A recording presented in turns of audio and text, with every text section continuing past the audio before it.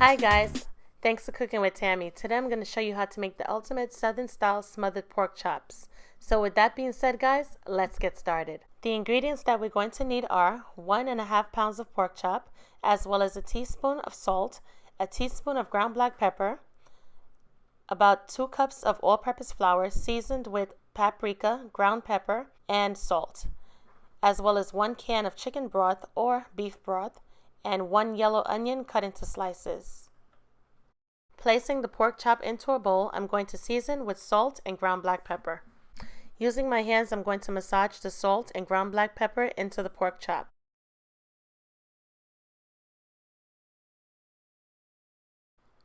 I'm going to add about 5 to 6 tablespoons of olive oil to the skillet. Taking the Ziploc bag with the flour, I'm going to combine the paprika as well as ground black pepper and salt throughout the flour.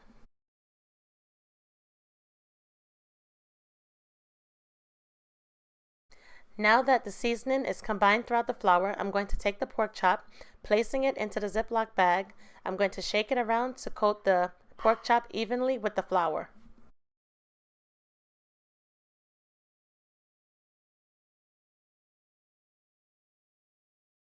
Once the pork chop is drenched with the flour, I'm going to place it into the skillet to fry.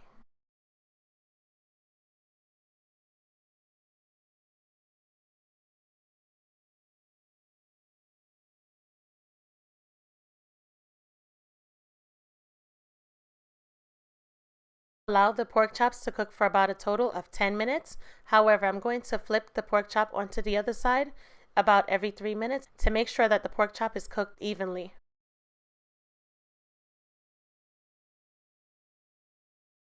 I flipped the pork chop onto the other side once more, and as you can see, the pork chop is starting to get a nice golden brown color.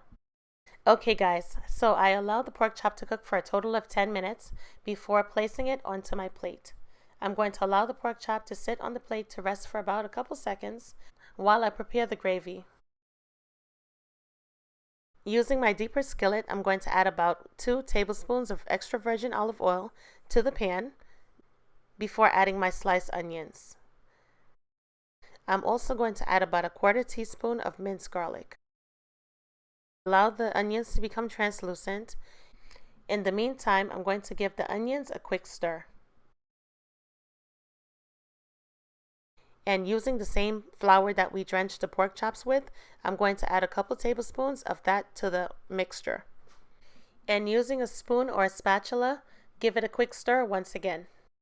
For those of us who don't know what smothered means, smothered just means pretty much submerged in gravy. Okay guys, so once the flour is cooked through, I'm going to add about 3/4 of a can of beef broth to the mixture, and I'm going to continue to stir the gravy to make sure that there's no lumps.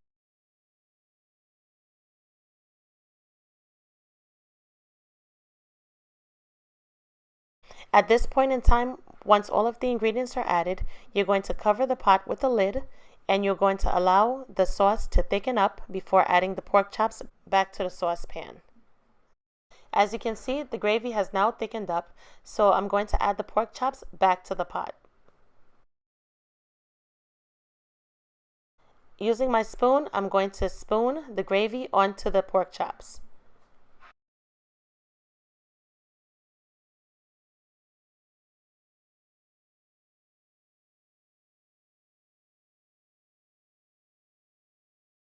I reduced the flame to low-medium heat. I'm going to allow the pork chops to simmer for an additional 10 minutes before turning the stovetop off. As you can see guys, this is the finished product and it looks absolutely amazing, and I can tell you that it tastes even better. With that being said guys, as always, thanks for cooking with Tammy. Don't forget to subscribe, like, rate, and comment, and most of all, enjoy.